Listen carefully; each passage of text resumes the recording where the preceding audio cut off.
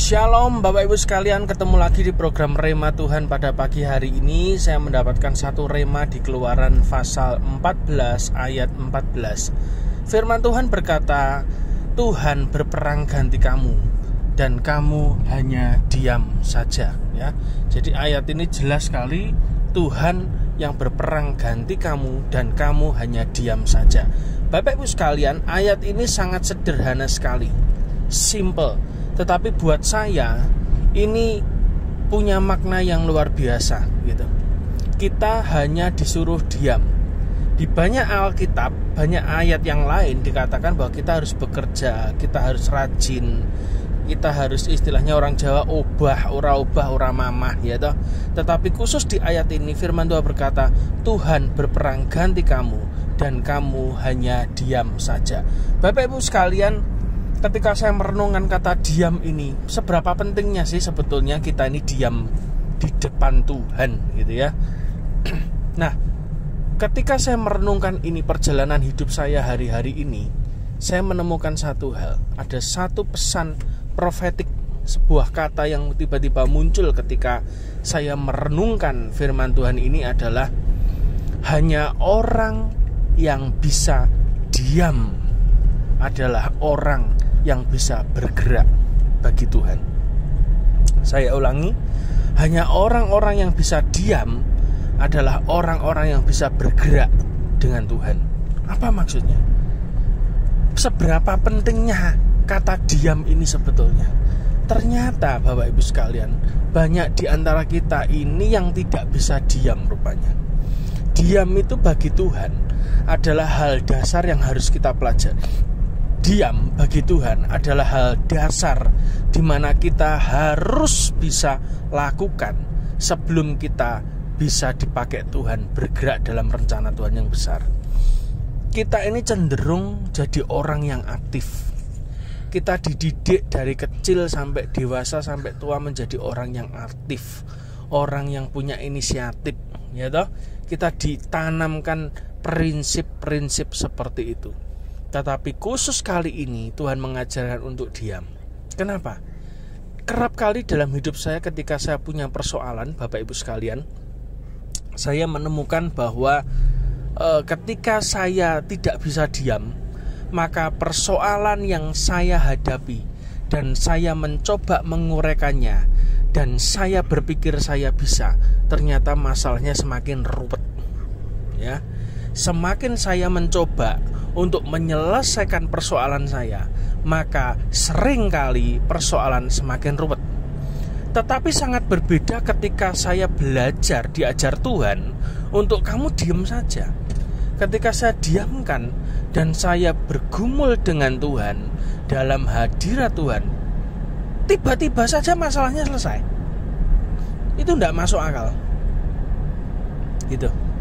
Ada hal tertentu di mana kita diam di bawah kaki Tuhan, tiba-tiba Tuhan berkati luar biasa. Berbeda dengan ketika kita berusaha cari sana cari sini, malah tidak dapat. Artinya apa?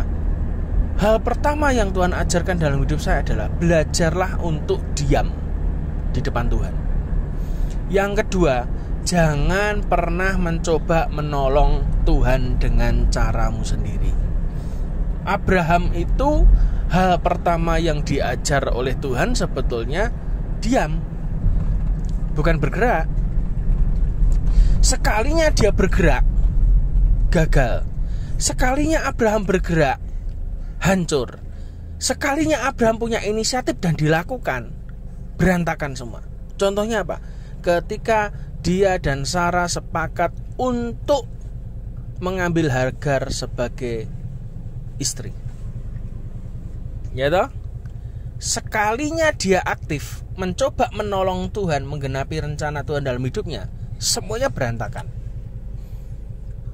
Jadi hal pertama yang memang Tuhan ajarkan kepada Abraham adalah 25 tahun setelah dia menantikan Tuhan, baru dia terima janji Tuhan yang sebenarnya, yaitu Ishak lahir. Dari umur 75 sampai umur 100 dia baru punya anak. Artinya apa? Tuhan mendidik Abraham untuk diam menantikan janji Tuhan. Dan ternyata tidak gampang loh saudara. Kenapa? Kondisi, situasi, hal-hal di luar kita itu yang membuat kita terdistrak dan memutuskan yang salah, dan akhirnya memicu kita untuk melakukan tindakan di luar agenda Tuhan. Akibatnya apa? Berantakan semuanya. Oke? Bangsa Israel juga sama. Sebelum masuk tanah Kanaan dididik untuk diam di padang gurun. Berapa tahun?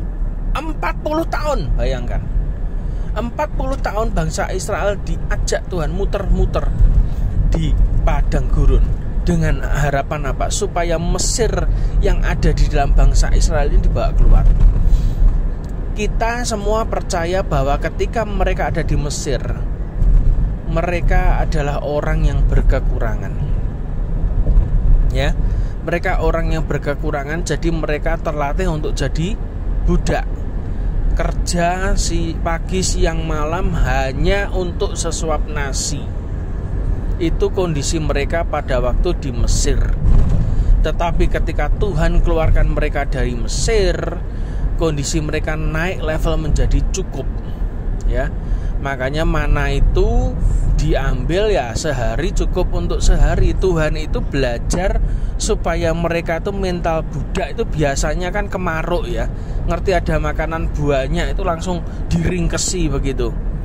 Nah, orang Israel juga begitu. Ketika mana itu turun, mereka berpikir bahwa wah ini mumpung disimpan aja untuk stok. Padahal mereka di padang gurun dilatih Tuhan untuk mengalami kehidupan yang cukup. Hari ini cukup untuk hari ini.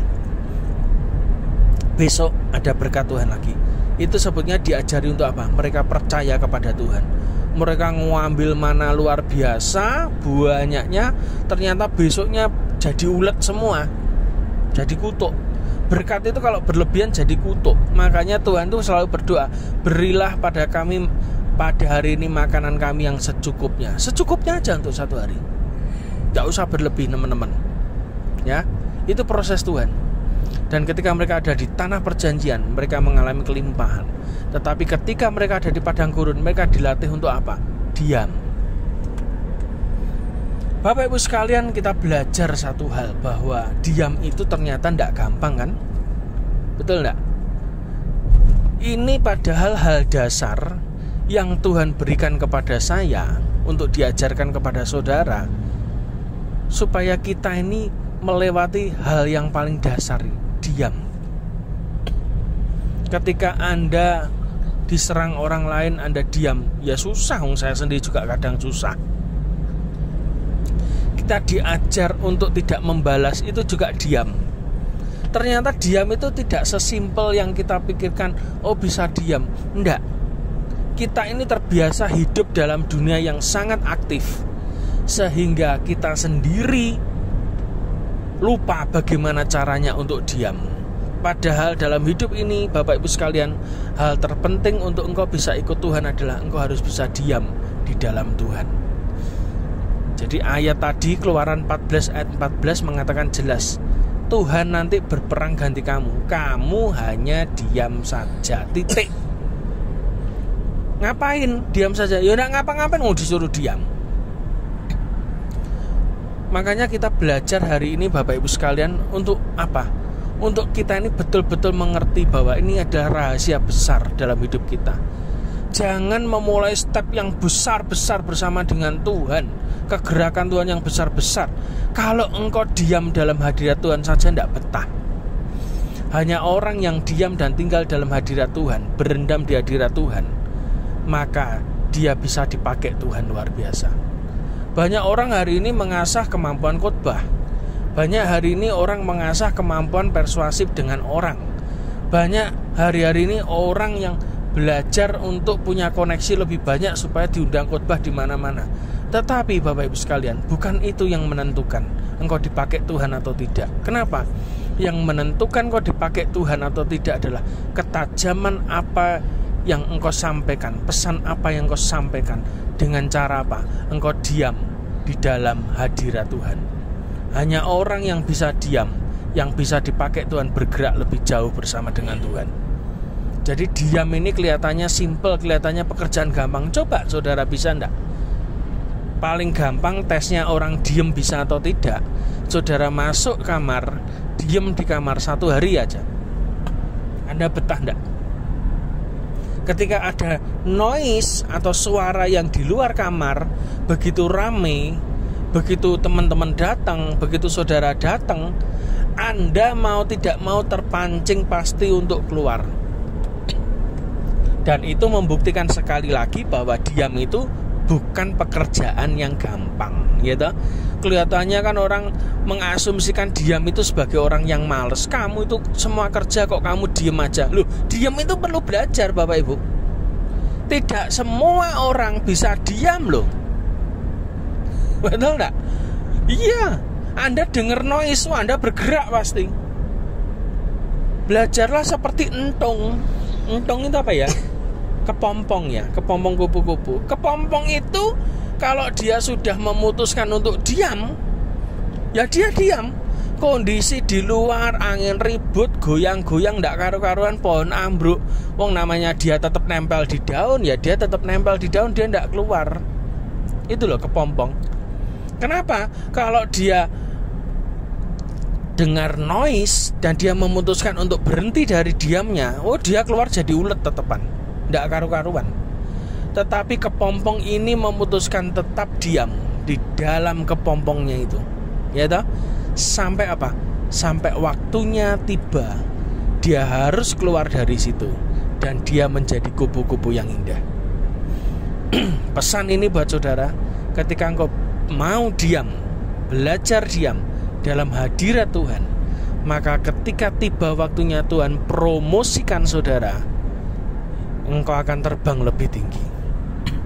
Tapi kalau engkau tidak bisa belajar diam, engkau berusaha keluar ketika engkau dengar noise di luar, ya toh. Oh ada ini, engkau keluar. Wah, Bapak Ibu sekalian, engkau akan menjadi kupu-kupu yang tidak bisa terbang karena engkau tidak keluar pada waktunya. Tapi engkau keluar lebih cepat dari waktunya, dan engkau hanya menjadi kupu-kupu yang gendut, tidak bisa terbang, sayap tidak mengembang, Bapak Ibu sekalian.